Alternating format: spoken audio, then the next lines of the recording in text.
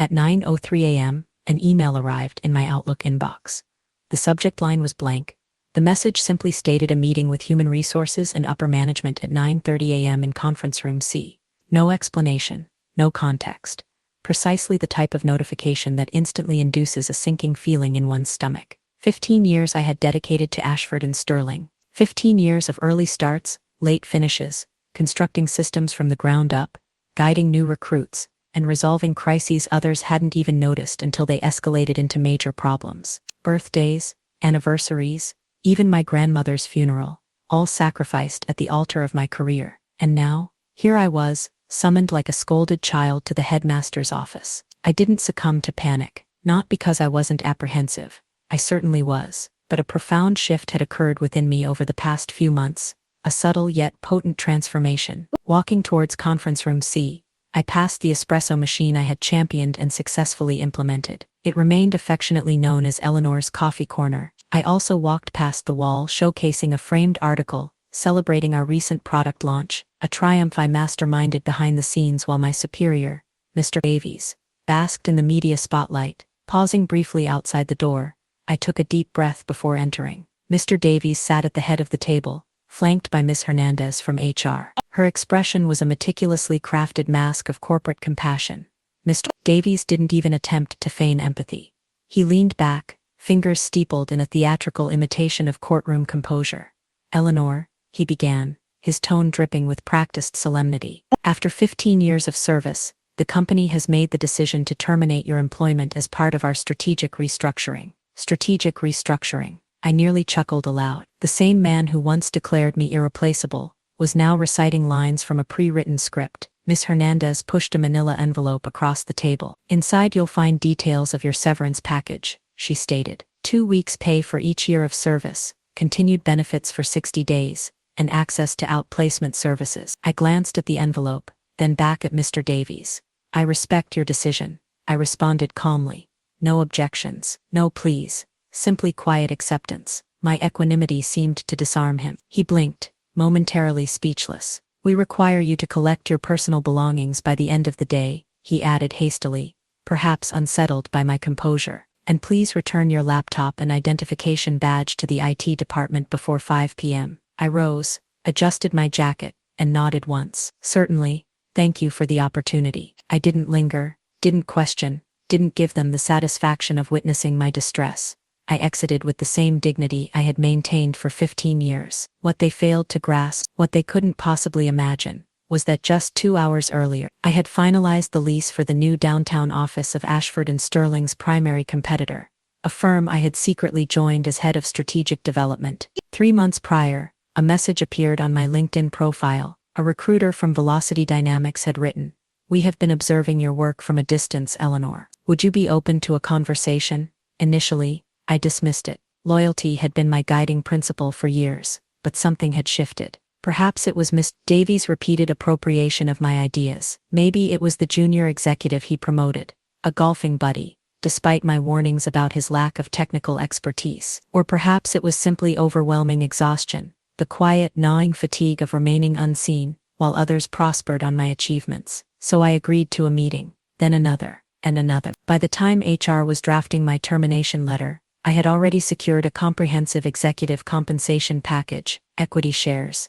and the authority to assemble my own team at Velocity Dynamics. This wasn't revenge, not yet. This was self-preservation. Returning to my desk, I surveyed the office as if viewing a fading memory. People were working, typing, laughing. The world continued its rotation, oblivious to the imminent shift in its dynamics. "Eleanor," Olivia, from accounting said softly, approaching my desk. "Are you all right?" I smiled. "Actually, I'm perfectly fine. Everything will be just fine." 58 p.m. I handed my badge to a young intern I didn't recognize. She looked surprised. "Are you leaving?" "Apparently," I replied with a slight smile. Exiting Ashford Sterling for the final time, the setting sun bathed me in its warm glow. I looked down at the envelope, still in my hand, my name printed neatly across the top. Tomorrow, a new nameplate would be affixed. Eleanor Hayes, Head of Strategic Development, Velocity Dynamics. And Monday promised to be fascinating. Monday dawned crisp and bright, an autumn morning that felt symbolic, a fresh start. standing before the mirrored elevator doors in the sleek lobby of Velocity Dynamics downtown headquarters. I adjusted the collar of my navy blazer. No company badge, just a sense of calm anticipation, and something more, freedom. As the elevator doors opened, a receptionist greeted me with a warm smile. "Ms. Hayes, welcome.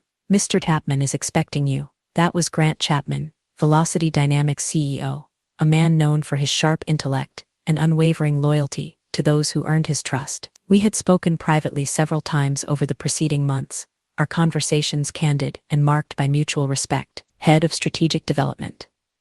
Eleanor Hayes, my name, unadorned.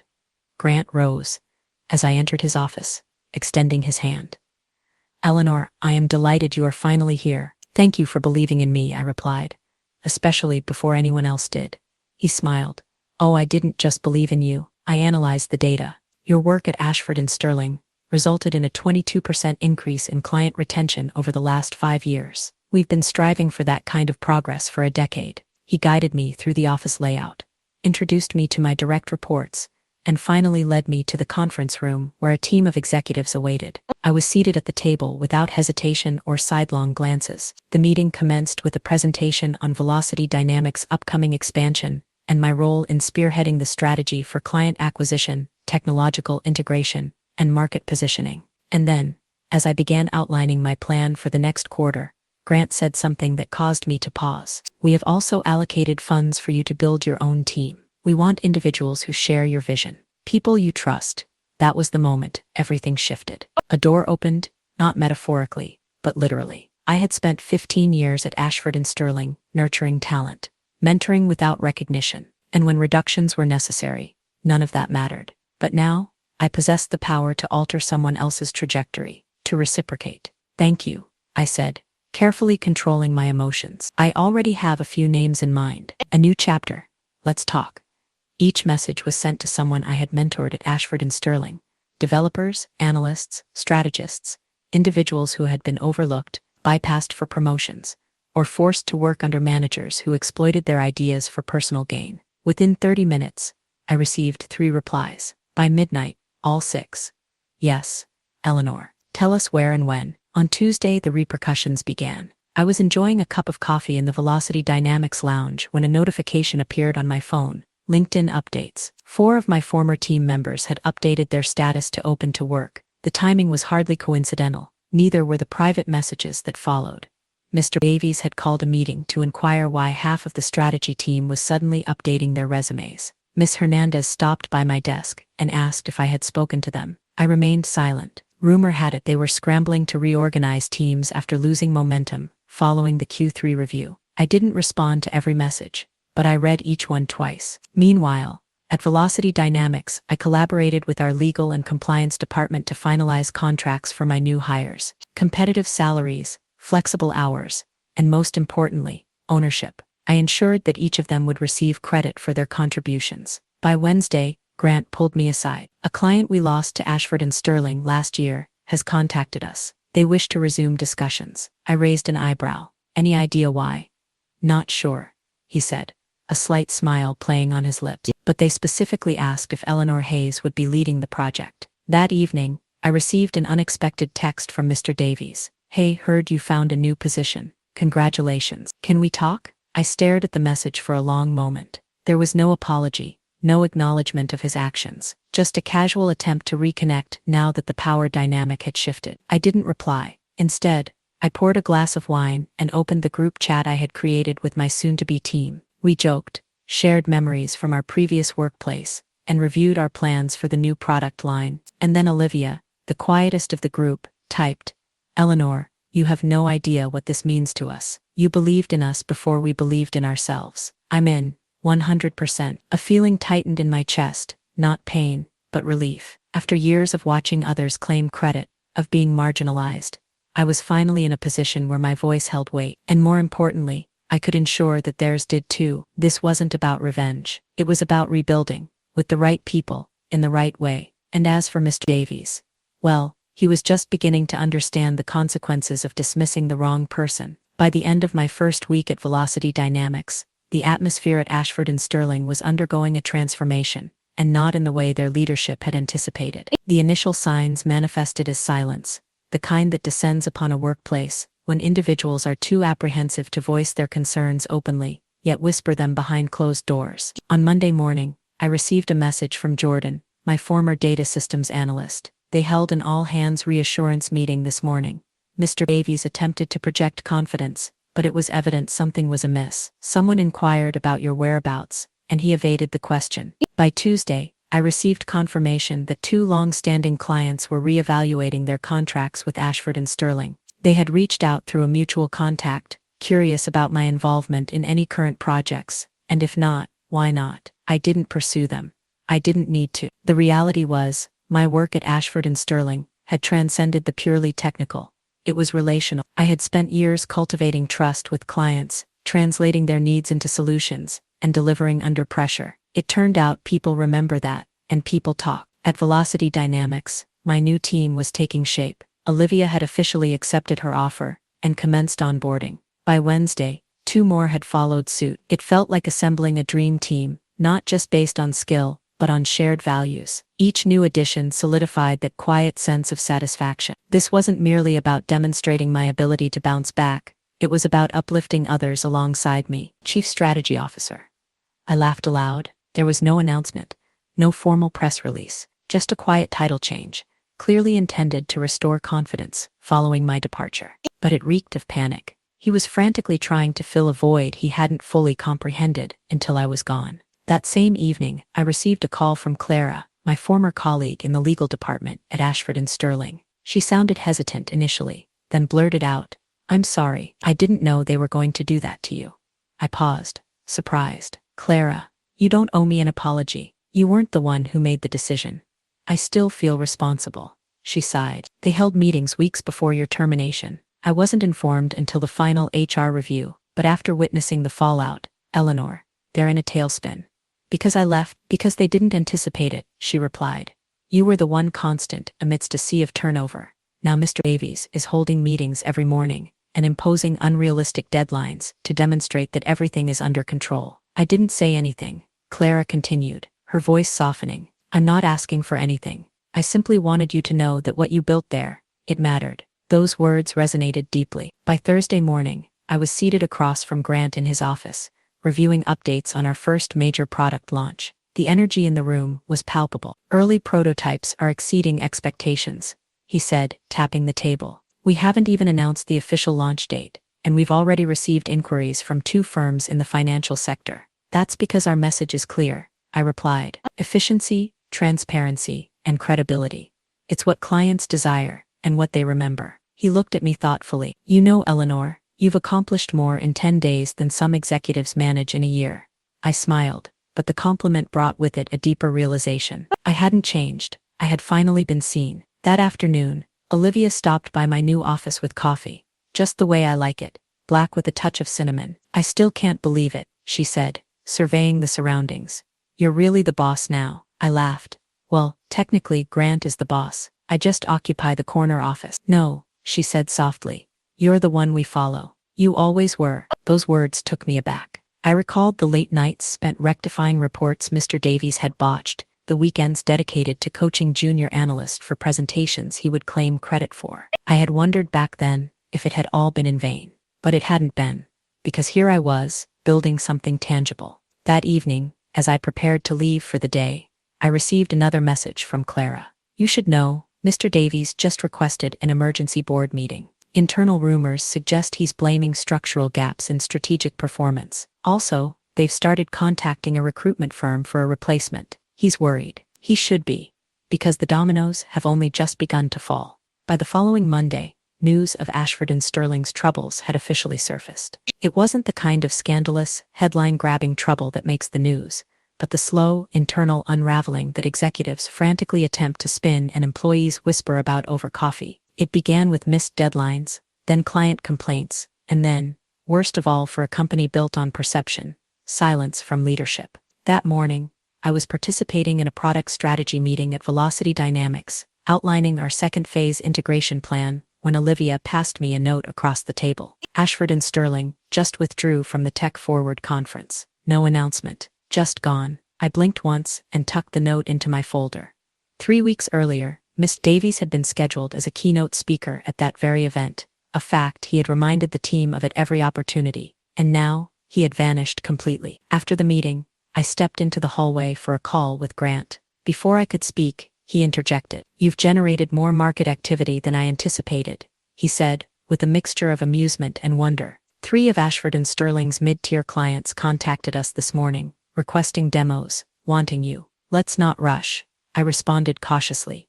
"We'll speak to those who are serious. The rest can wait." He paused, clearly understanding the subtext. "You're not doing this to defeat Ashford Sterling, are you?" I smiled faintly. "No, I'm doing this to build something superior. If that means their house of cards collapses in the process, so be it." That afternoon, I received another message, this time from Miguel, a junior developer who had been hesitant about leaving Ashford Sterling. "Eleanor, I believe I'm ready. Things are chaotic here. They've divided your former role between 2 executives, neither of whom understands the systems you designed. Yesterday, they asked me to explain the entire project lifecycle in a 30-minute presentation. I've only been here 8 months. Are you still assembling your team?" I texted back immediately. "Yes, let's meet." By Tuesday, Miguel was in my office, appearing 10 years older than when I last saw him. "I'm not sure how I endured this long," he admitted, sitting across from me. "It's as if no one knows who's in charge anymore. Everything feels reactive, defensive." I nodded slowly. "Because that's what occurs when leadership is founded on control, not collaboration. The moment their system is disrupted, it implodes." "I don't want to merely survive in that environment,"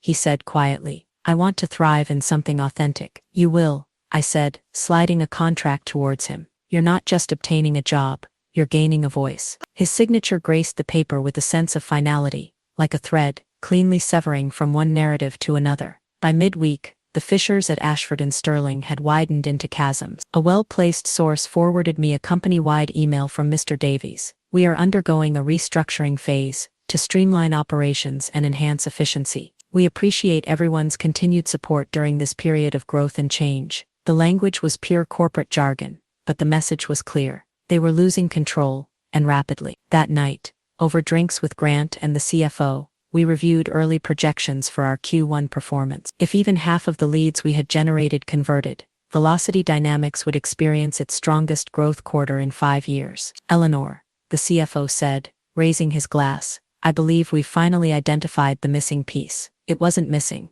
I said, raising mine in response. "It was simply buried." The next morning, I awoke to a voicemail from Clara. Her voice was strained, serious. "Call me. It's urgent." I returned her call immediately. She answered on the first ring. "Eleanor," she said, "it's happening. The board just held an emergency vote. They're removing Mr. Davies." I stood, stunned, not because I hadn't anticipated it, but because it had transpired more swiftly than even I had expected. "They're appointing an interim CEO, an external candidate, conducting a full audit of the leadership strategy. They're attempting to salvage the situation before more talent departs." I didn't respond initially. I simply closed my eyes and breathed. "They never anticipated this to escalate into a movement," I said finally. "No," she agreed. "But you transformed your departure into a blueprint, and now, people are following it." That afternoon, Grant entered my office with a twinkle in his eye. "You have a lunch meeting with one of Ashford Sterling's former clients tomorrow, a significant one. They stated they're not interested in revisiting the past, simply interested in what you're building next." "Excellent," I replied,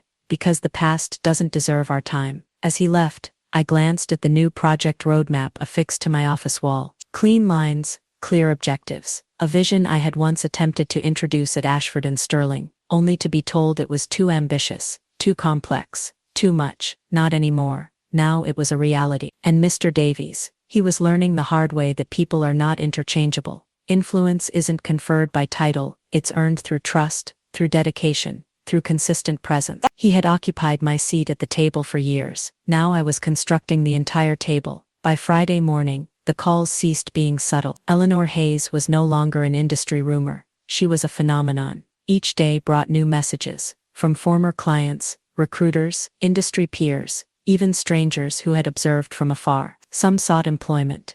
Others simply wished to express their gratitude. 47 a.m. from someone I hadn't heard from in years. Vanessa Carter. Vanessa was one of Ashford Sterling's most important clients, the CFO of a major logistics conglomerate, who had subtly hinted more than once that I was the reason she remained loyal to the company. Our last conversation, over 2 years prior, concluded with a warning. If they ever let you go, I won't be far behind. Her voice now was calm, measured, yet imbued with something more. Eleanor, she said, I've been observing Ashford and Sterling's situation. Your team at Velocity Dynamics, the new platform. It's impressive. Thank you, I responded cautiously. I didn't expect to hear from you. She hesitated. You know me, I don't act unless I have a compelling reason. Here's mine. We're terminating our contract with Ashford and Sterling. I blinked. Seriously. They've lost their direction. Lack of leadership, instability. The new interim CEO is a figurehead, and the board is in disarray. They even requested we postpone our quarterly review because they couldn't get their reporting tools to function correctly. I could already surmise what had occurred. The systems I had built had been haphazardly patched together without understanding. Once they failed, no one knew how to repair them. We're evaluating new partners, Vanessa continued. But between us, I want to work with you. I leaned back in my chair, phone pressed to my ear, gazing out at the cityscape. I appreciate that, Vanessa, but I no longer simply accept clients. I select partners, individuals who respect the value of long-term vision. I'm not requesting a discount, she said. I'm offering something greater. Join us in-house, lead our transformation team, executive level, autonomy, equity stake. I froze. That wasn't a consulting engagement. That was an empire. After the call, I sat in silence for a long moment, considering the offer. Velocity Dynamics had provided me with a platform, freedom, respect, and the space to rebuild. But this was an entirely different level of influence.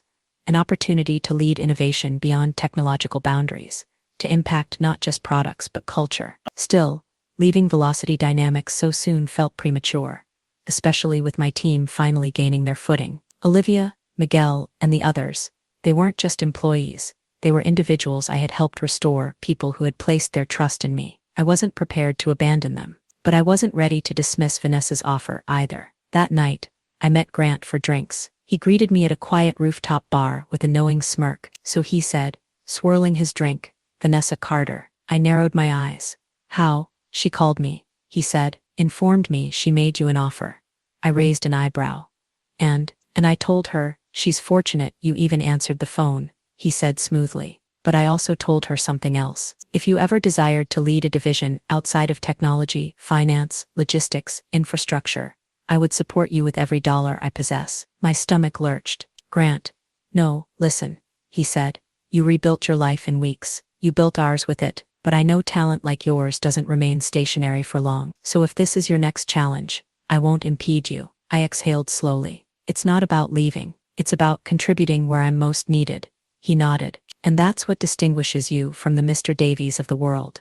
The next morning, as I walked into the office, something struck me. There was a weight to each step, now, not pressure, but presence. People rose as I entered. They sought my input. They listened, not because I demanded it, but because I had earned it. Midway through my day, Olivia pulled me into a side room. Just so you know, she said with a grin, Ashford and Sterling sent another recruiter after Miguel, the same one who ignored me 3 years ago when I applied for an internal transfer. Miguel chuckled from the doorway, informed them I was flattered, then forwarded the email to our group chat. Clever move, I said. You should have seen Mr. Davies' face, he added. He's still lurking in the background, not CEO anymore, but clinging on. That caused me to pause. Mr. Davies, he's still at Ashford and Sterling. Just then, Clara sent me a message. Internal rumor, Mr. Davies is attempting to position himself as head of innovations, to justify remaining. No one's buying it. But watch your back. He's not finished trying to salvage his reputation. I stared at the message, then typed back. He can try. I possess something he'll never comprehend. A team that follows me willingly, and a future that doesn't require fixing. Because in a few days, Ashford and Sterling would discover something they weren't prepared for. Their competitor wasn't merely hiring. We were expanding. 3 months after I departed Ashford and Sterling with a cardboard box and a polite smile, I entered Velocity Dynamics Executive Summit to a standing ovation. Not because of a speech, not because of a press release, because the new product we had launched had just secured our company a multi-million-dollar contract. One Ashford and Sterling had been pursuing for years. We hadn't won it with hype. We had won it with functionality, with genuine solutions, delivered by a team that had been discarded. underestimated, and ignored. The same team now leading one of the fastest growing development divisions in the industry. But I didn't require applause.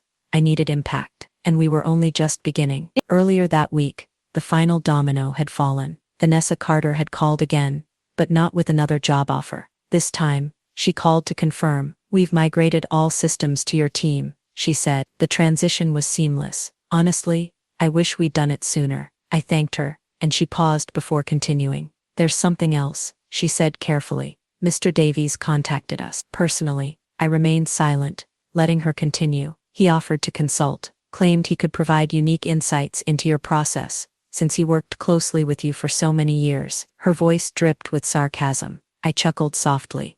"Let me guess. He framed it as a partnership."